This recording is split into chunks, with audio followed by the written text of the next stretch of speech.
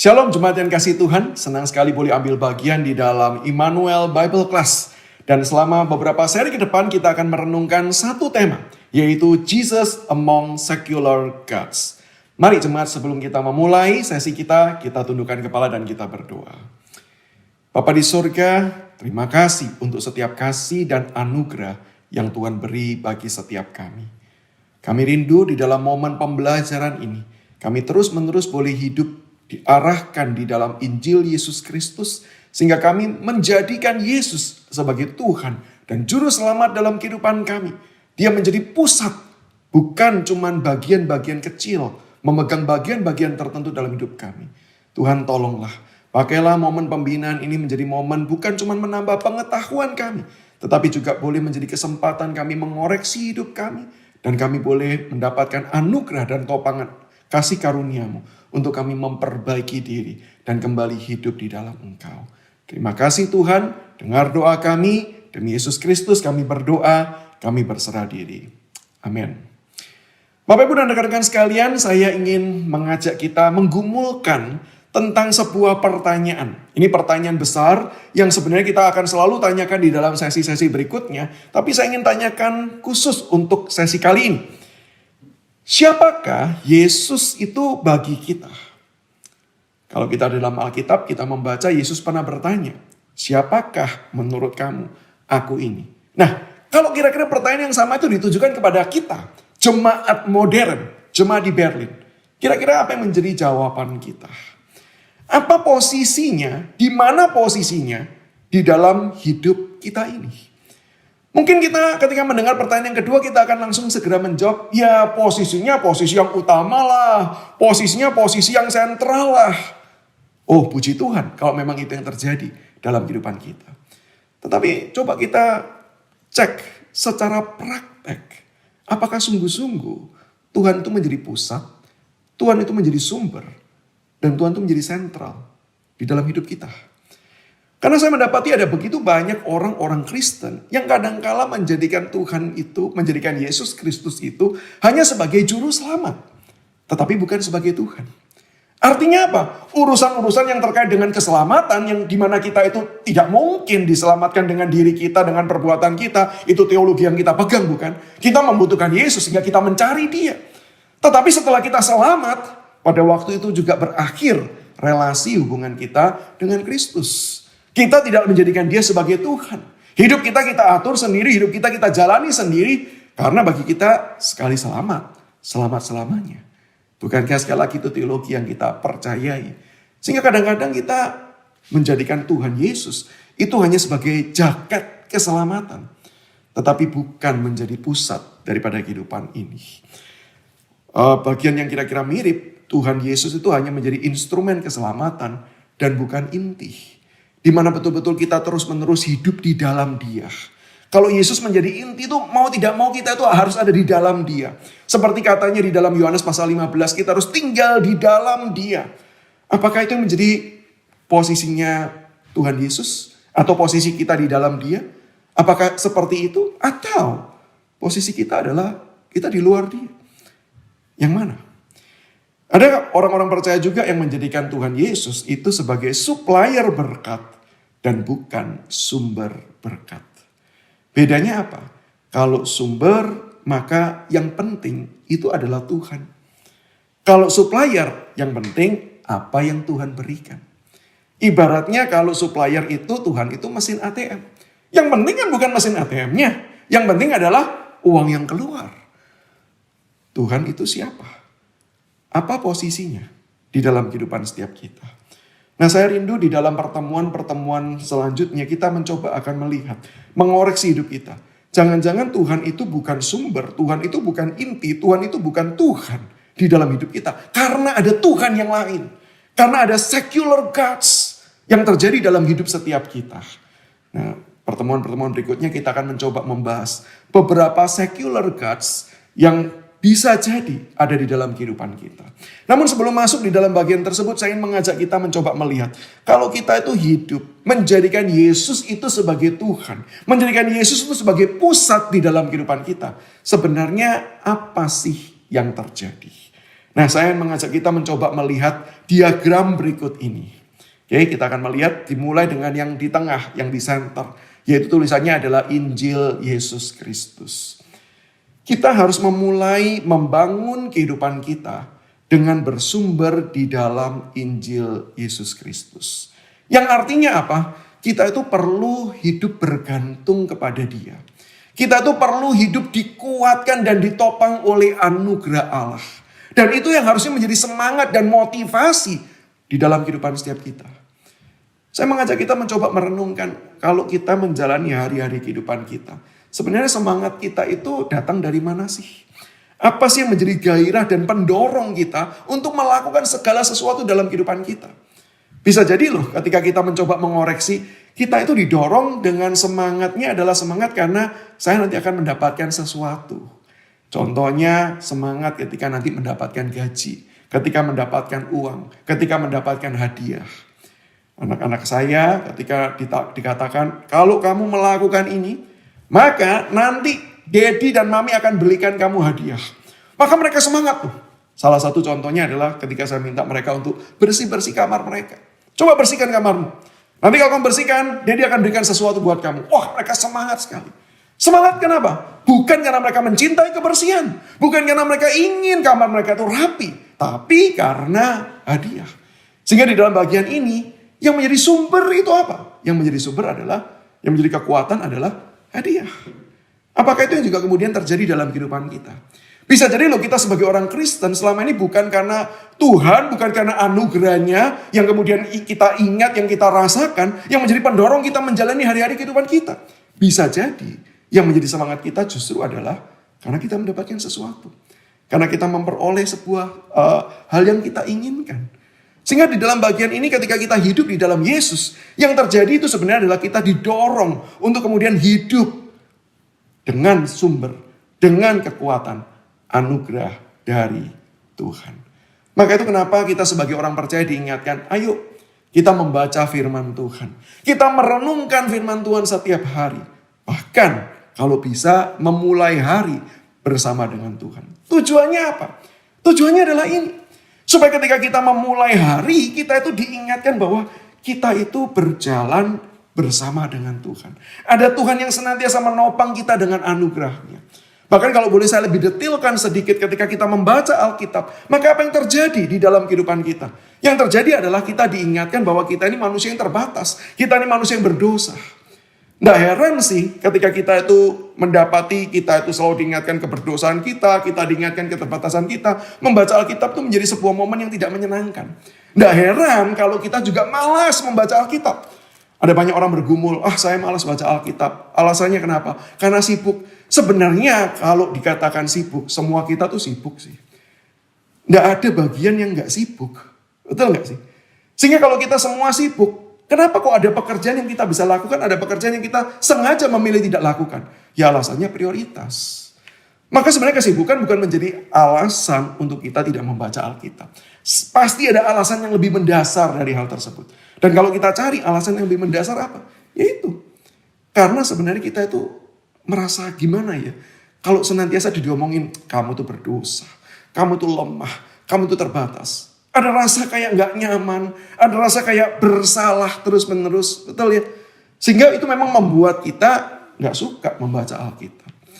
Tetapi kalau kita membaca Alkitab di dalam kacamata Injil, maka itu bukan akhir, itu cuma awal.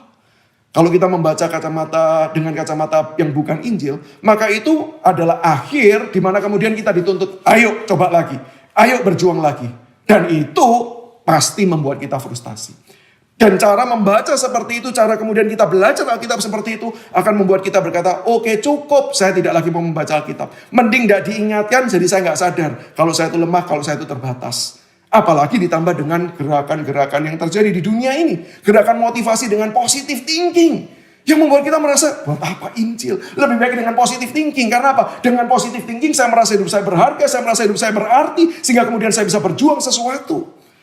Bukankah itu lebih nikmat? Itu lebih indah. Tetapi kalau kita membaca Alkitab dengan kacamata Injil, kita diingatkan akan keberdosaan kita. Kita diingatkan akan kelemahan kita karena memang itu faktanya. Ini bukan sesuatu yang dibuat-buat. Tetapi ketika itu terjadi, Tuhan mau berkata, aku tetap menyertai. Aku tetap menganugerahi engkau dengan limpah. Aku tetap menopang engkau dengan kasih setia yang tidak pernah habis-habisnya. Selalu baru setiap pagi. Dan bukankah ketika kita diingatkan akan Allah, Bapa pencipta langit dan bumi yang menyertai kita, yang memimpin kita, yang menganugerahi kita dengan limpah. Bukankah hati ini bisa penuh dengan ucapan syukur? Bukankah hati ini bisa limpah dengan rasa bersyukur karena berkat-berkat yang Dia berikan? Dan itu yang harus menjadi titik awal hidup kita. Maka pertanyaan yang saya ajak kita renungkan bersama-sama. Apakah semangat, sumber motivasi hidup kita? Injilkah? Atau sesuatu hal yang lain? Nah, sekarang kita akan mencoba melanjutkan bagian yang berikutnya. Yaitu ketika kita sudah hidup di dalam Injil, maka kita akan didorong untuk melakukan aktivitas rohani. Dan apa sih yang dimaksudkan aktivitas rohani ini? Yang dimaksudkan dalam bagian ini adalah kita tuh semakin peka dan rindu untuk melakukan kehendak Allah.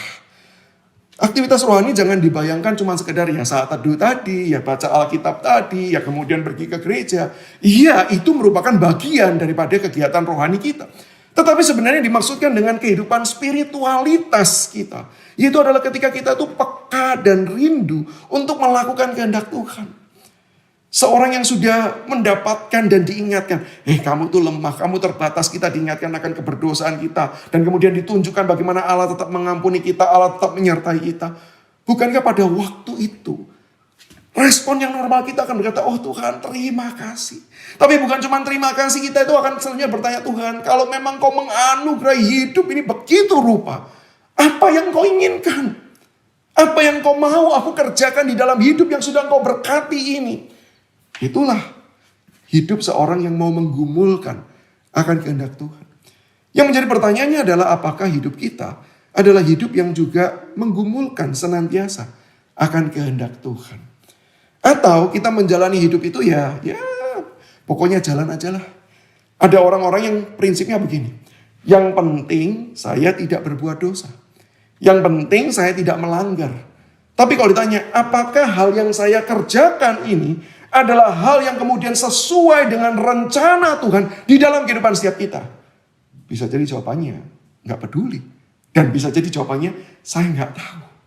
Dan rekan-rekanku, kalau kita membaca kembali di dalam Alkitab, konsep dosa itu bukan cuma sekedar melakukan sesuatu hal yang buruk.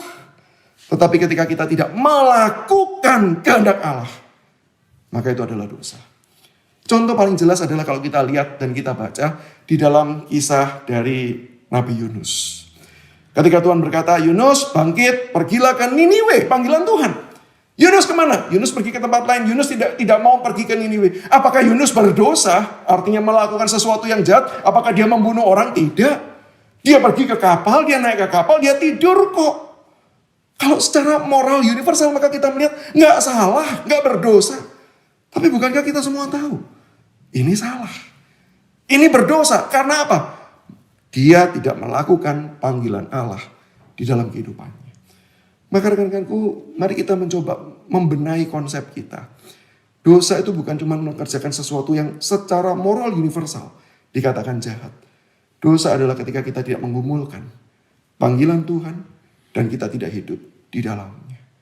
Seorang yang sudah hidup di dalam Injil. Seorang yang hidupnya berfokus kepada Kristus Yesus yang sudah menganugerahkan karunia-Nya yang begitu limpah.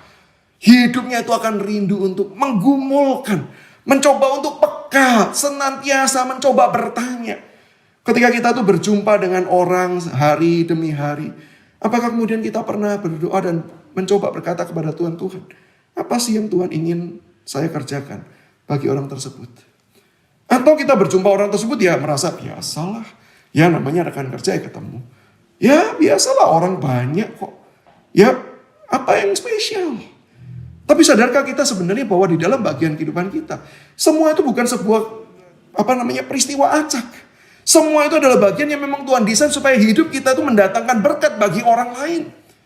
Sehingga patut sebenarnya kita bergumul setiap hari ketika kita tuh punya kesempatan, punya momen. Ketemu dengan siapa, mengerjakan apa. Kita perlu tanya Tuhan, apa sih yang Tuhan ingin saya lakukan dengan orang tersebut, dengan pekerjaan ini, supaya saya bisa memuliakan Engkau melalui semua hal tersebut. Apakah bagian itu yang kemudian kita coba gumulkan? Dan kalau kita lanjutkan di dalam diagram, ketika kita melihat ya, setelah orang itu hidupnya di dalam Injil Yesus Kristus berpusat kepada Dia, lalu kemudian menghasilkan kehidupan spiritualitas yang berpusat kepada Injil, maka juga hal tersebut akan mendorong kita untuk apa? Melakukan kehidupan kita sehari-hari, hidup di dalam kebenaran.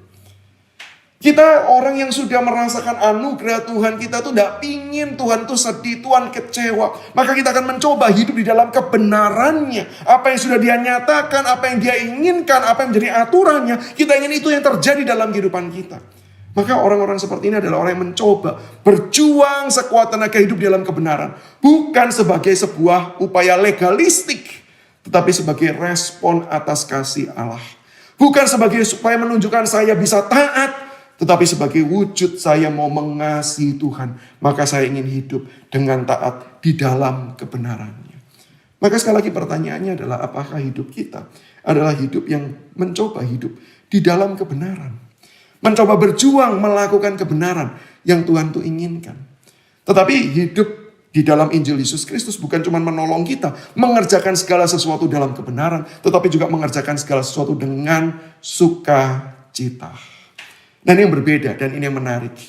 Ketika kita hidup di dalam kebenaran, kita itu bukan cuma sekedar mencoba hidup dalam kebenaran, tapi kita dilimpahi dengan sukacita. Sehingga ketika kita melakukan kebenaran bukan sebagai sesuatu hal yang strict, kaku, tetapi kita tuh melakukannya dengan penuh syukur, dengan penuh sukacita.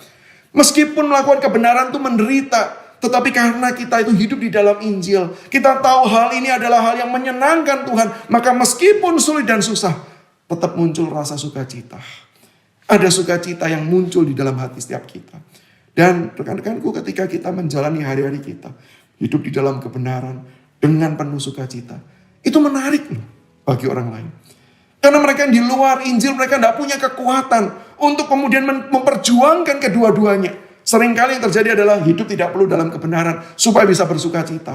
Kenapa? Karena kalau dibilang kebenaran sulit, sehingga gak mungkin sukacita. Atau kalau mau mencoba hidup dalam kebenaran, pasti gak bisa sukacita. Tetapi hidup di dalam Injil, kita akan dimampukan untuk hidup dalam kedua-duanya. Kita mau terus-menerus berjuang dalam kebenaran, tapi kita juga penuh dengan sukacita. Karena apa? Sukacita kita bukan karena kita nyaman, sukacita kita karena ada Tuhan yang menyertai, Tuhan yang menopang dengan anugerahnya. Dan itulah yang kemudian menarik.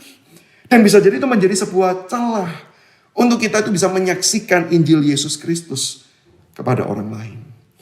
Dan kalau kita lanjutkan dalam diagram tersebut, kalau kita melakukan semua aktivitas tersebut, rekan-rekanku, maka di bagian yang D kita lihat ya. Saya mau tanya, kira-kira hidup di dalam kebenaran dan meskipun penuh dengan sukacita itu melelahkan tidak?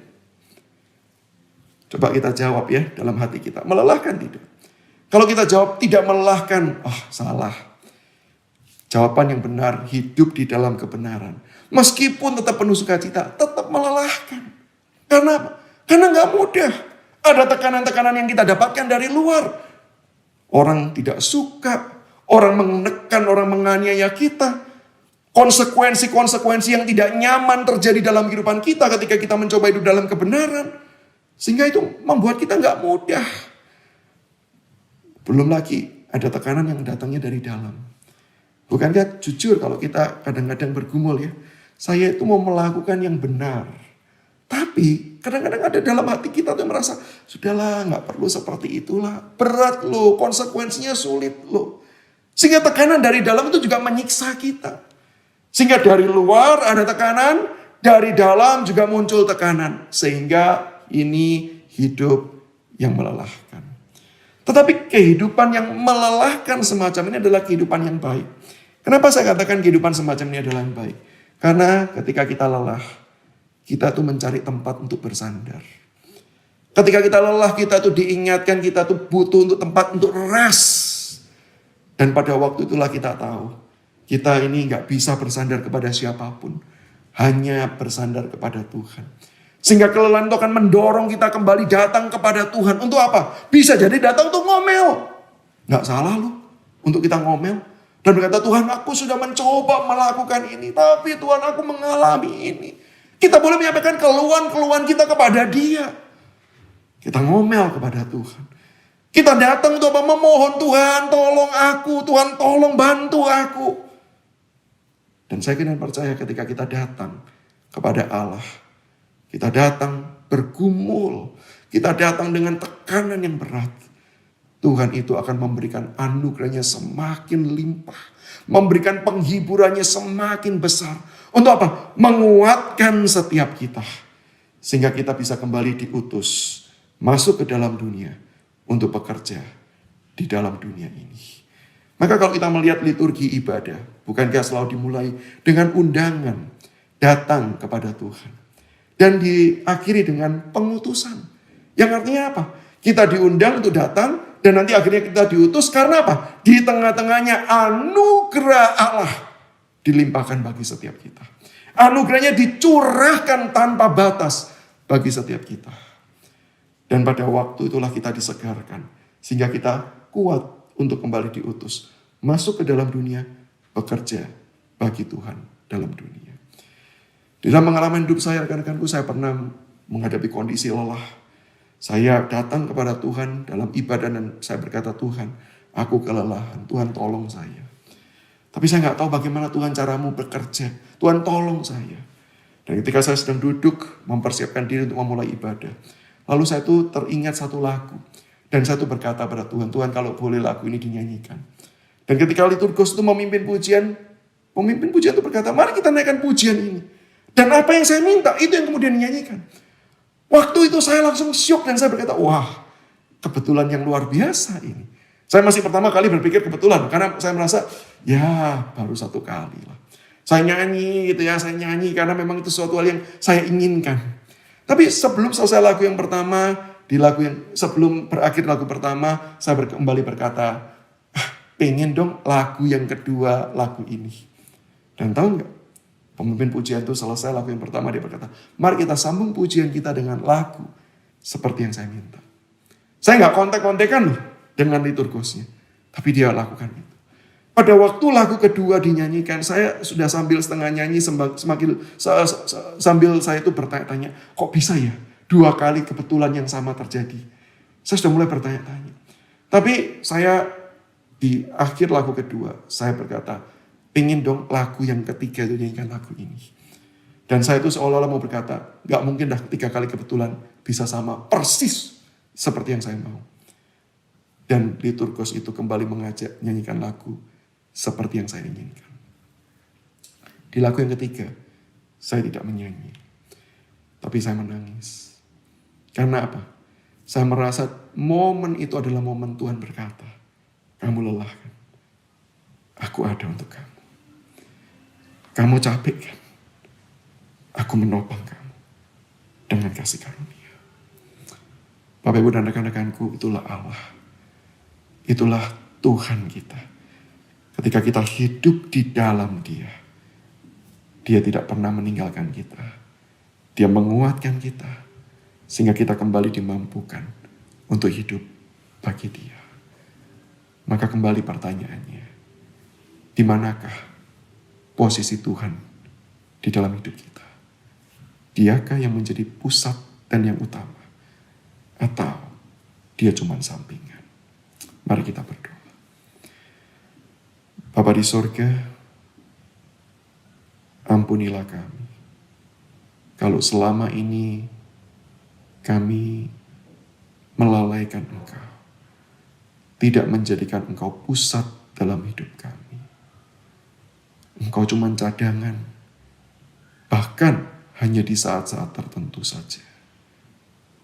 Tuhan, ampuni dan berikan kami anugerah-Mu untuk kami mencoba belajar hidup di dalam Engkau, hidup tinggal terus-menerus di dalam-Mu, hidup bagi Engkau. Tuhan, tolonglah. Tanpa anugerah-Mu, kami tidak mampu. Dengar doa kami Tuhan. Demi Yesus Kristus, Kami berdoa, kami berserah diri. Amin.